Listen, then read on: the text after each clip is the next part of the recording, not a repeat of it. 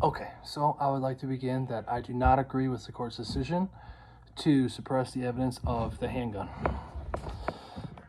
So I believe the cop did the right thing. I believe the officer acted in the good faith rule. For this being, I would have the evidence looked at instead of being suppressed. I believe we can gather the clerk's story by offering more of an opportunity to suppress, not to suppress that evidence with the handgun, so we can get the full story on what the clerk heard, saw, witnessed, and so we can use that in our case with the handgun. I believe the police officer should have detained this person instead of actually arresting this person. I believe, based on what the information that was given to me, I believe the police officer acted quickly, almost too quickly. I believe that he should have taken the time to interview the clerk during when that person was detained, so he could gather that evidence as well. Based on what the information has told me, I don't think the officer did that. A good case law that I thought resembled in a way of this was the Terry v. Ohio. It's a good case law that goes over a stop and frisk, basically. Like I already explained before, I think the officer should have just basically performed a stop and frisk on that person before just all out arresting him. I believe he acted extremely quickly, and I believe if he didn't act so quickly, it would have been easier for the court to take the pistol, the handgun, into evidence and to go over it, basically.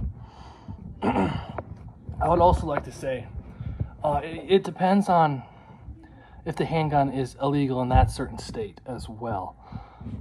If it's a free to carry state like South Dakota, where there's almost no rules on carrying a handgun pretty much anywhere you can go, that also depends on that. But based on the picture, it looks like it's more of a southern state. I'm guessing probably California. So they probably have a more stricter gun laws, and that probably affected the officer's arrest and why he arrested him so quickly. I think the Terry v. Ohio case also shows that the officer didn't break any laws, even though he acted quickly.